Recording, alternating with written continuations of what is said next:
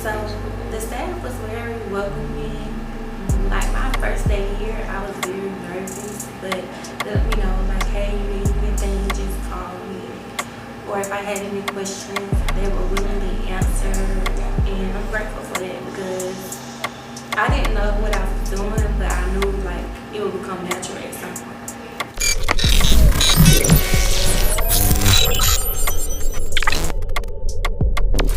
News came out this week of the Teacher and Parent of the Year. How would you explain or how would you describe your feeling being selected as the Parent of the Year in your first year also? Shocked. How you take it? Grateful, thankful. Just like it's really a lot of feelings, a lot of emotions that went through my mind because I just wasn't expected to be picked. Like not saying like I didn't deserve it, but when you come to work with attitude like, okay, this is what I have to do, and I feel like I just wanted to make a difference. Like I've been saying that for a good little minute. Like I just want to make a difference, not realizing that I already made a difference, and I feel like others deserve a chance as well. So it's just one of those things. Like I'm grateful for it. Say your name and spell it for me, ma'am. My name is Aijel Terry. My first name is spelled Ailjell. Oh, Miss Terry, if you could, let everyone know what made you want to become a teacher. So, what made me want to become a peer professional is I have been working from home since 2020, and working from home isn't easy. You get easily burnt out, or you feel like alone. Like I felt like I wasn't getting that social interaction, so I decided that it was time for a change. So I was like, let me try becoming a paraprofessional to see how I like it. Right. So, what's the process like of becoming a paraprofessional? So it's a smooth transition, kind of. So you talk to the company, which is the ESS. So after talking to the ESS manager, she'll tell you what you need to do. As far as like the whole process, you have to get a background check. You have to take the exam, so it's like 80 exams. You have to complete paperwork. It's a process, but it's definitely worth it. And through the process, you're talking to the manager, making sure that everything's going good and everything's smooth when you start. All right. So how long have you been in the teaching field? So this is my first year here. All right. So first year. Yes. What subject do you cover? So I'm a para/floater. I can be in any classroom. I do be in the ISS room, but if a teacher is absent, then I have to substitute that teacher until their return. All right, so you pretty much universal at school, basically. Yes. All right, so not having a specific subject you teach, how do you feel you make an impact here at Manchester? I feel like I make an impact here because the kids are always saying, good morning, Miss Terry. Hey, Miss Terry. They're going to come find me. And not only that, I'm going to be here presently at school if I miss a day. They'll be like, Miss Terry, where you been? Who told you to be late? They'll be questioning me. So I feel like I'm making an impact the way the kids are just coming up to me and they're like embracing me. Okay. Yeah, so you get good interaction with your student here. Yes. All right, so I guess I asked you about your educational background. Did you attend any college, or what college did you attend, and what degree did you end up with, man? So at first I didn't know what I wanted to do originally, but I do have a degree in medical billing and coding. I graduated from Ultimate Medical Academy, which is located in Tampa, Florida. So I couldn't find a job in my field, so that's another reason why I chose education. All right, so your schedule, is it ready for you when you get to school each morning, or do you have a 9-week setup or something like that? How do you determine what class you'll be assisting with? So each morning, like maybe differently, they say, Miss Terry, such and such is absent on today. Can you cover that class? So it varies like each day, and it can change. So I just have to be ready and flexible for whatever may happen. Okay, I got you. So you basically the vacation teacher, the I can't make it today teacher. You, I guess I'd say you are a on-site replacement. Right. I got you. Alright, so I guess I say it like that. Alright, so by you being a para, now what is your next step to becoming a teacher? So I'm still trying to decide if I want to become a teacher because I feel like I have made an impact. So it's still up in the air if I'm going to become a teacher. Alright, so at that moment, you unclear of how deep you want to go in the education field. That's good. Alright, so how many schools did you apply to, or was Manchester your first and only choice? Manchester was my first and only choice. For what you like today, 6th grade, 7th grade, or 8th grade? I like all the grades, honestly, because each grade, it teaches you something different. There's like 6th grade, for example, they just come to middle school, so they're still learning.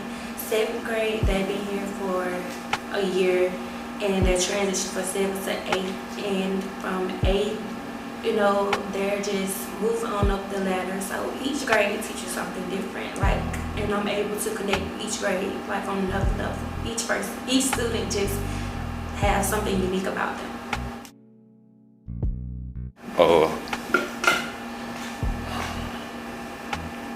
If it was a position to become open at the school that you could get, what position would you be interested in as of right now? Right now, probably literature teacher.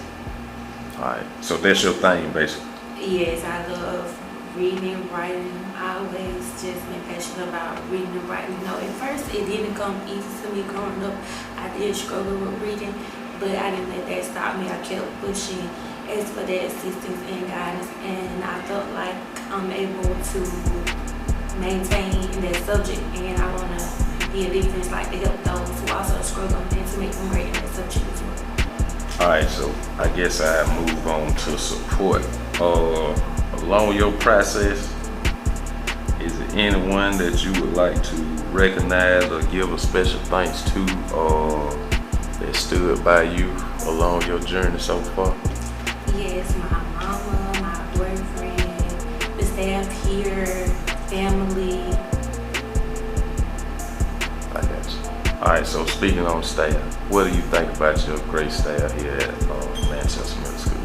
Like, I'm grateful, like, just working express, like, how much I appreciate them, how much I thank them for encouraging me through the process, because it hasn't been easy. It was days like I felt defeated or I wasn't doing enough, and they were just telling me, like, you're doing fine, but at the end of the day, I had to realize that I'm doing exactly what I need to do, and I was just thankful for the positivity, because everybody can use some positivity and motivation. Your principal, how do you, in your first year, how well do you get along with them? I love her. Like, I just want to say thank you for the opportunity at the very beginning. You know, she asked me why did I want to work here, and it just like one of those things I just can't thank her enough for giving me this opportunity, because she seen something in me. And I also want to thank Mr. Holloway as well, who's also just been pushing me along the way. Like, when you have great leaders, it definitely makes a difference, and I'm very grateful for them. Alright, so I guess I asked like this. Other than teaching, are you involved with any other activities on the school or at the school before or after? Anything like that? Like, I try to help out as needed, far as like helping with the concession stand, far as supporting the students at their extracurricular activities, as far as like football, basketball, just showing up for the students. Alright. Alright, so what you like better, the early class or the evening class? Ooh, just a hard question right there. But I'm have to say morning. Alright, so you like the kid when they come in fresh, Yes. full of energy. Oh, Yes. I guess.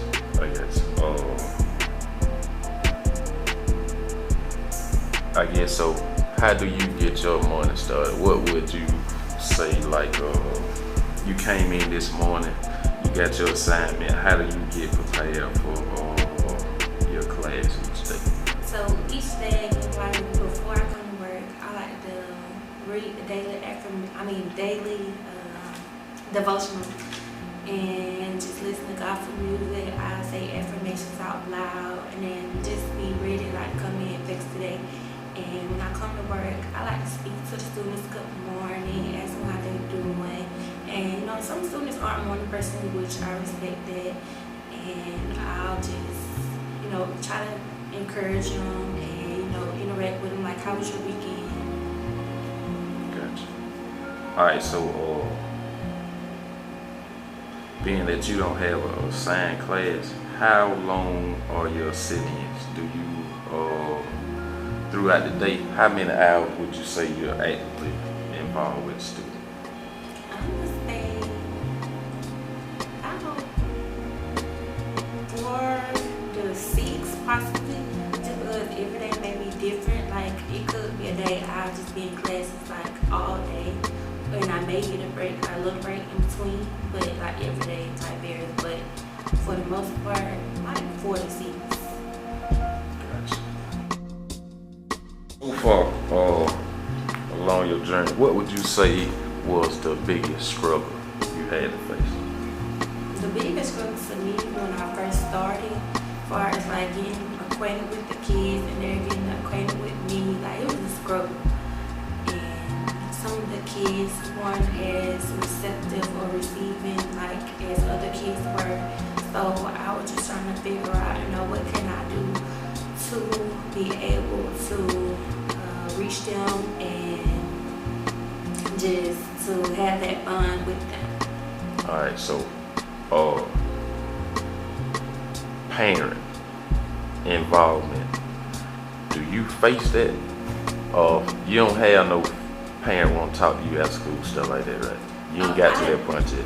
I don't have like parents as far as like the parent and teacher conferences, but if a student is misbehaving and I know their parent, I will like contact their parent and say, hey, such and such is acting up, and I'm talking to them, and I just want to tell them like, no, this is right. I just wanted to inform you of it. So I go to the parent if I know them, or if I don't know them per se, I will like ask another teacher like, hey, can you contact this person's parent, just because I do care about students and I don't want them to go down the wrong path.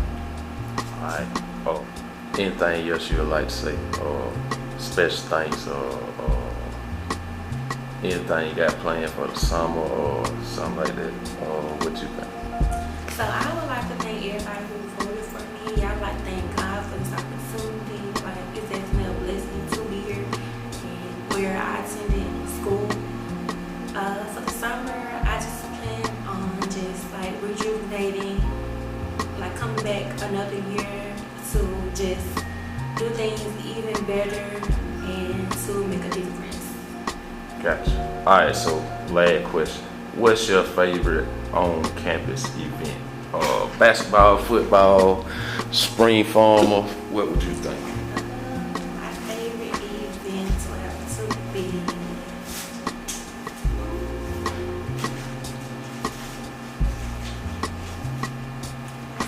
I would have to say Career Day. Career Day is one of my favorite events, like for the kids to able to see like different faces and different professions. That was one of my favorites, and I was able to see some of my peers and classmates and just familiar faces at Career Day.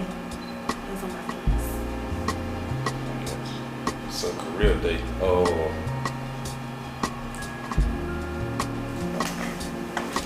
Alright, so Career Day. Do you have any involvement with deciding who comes, or do you make any suggestions, anything like that? So I didn't make any suggestions, but I did like help out as far as like taking photos of our special guests and like also helping the special guests going to the next classroom. We'll be closing out here with our Para-Pro of the year. One last comment. If it was something that you could do to help your involvement with the school or the student, what would you think that would be?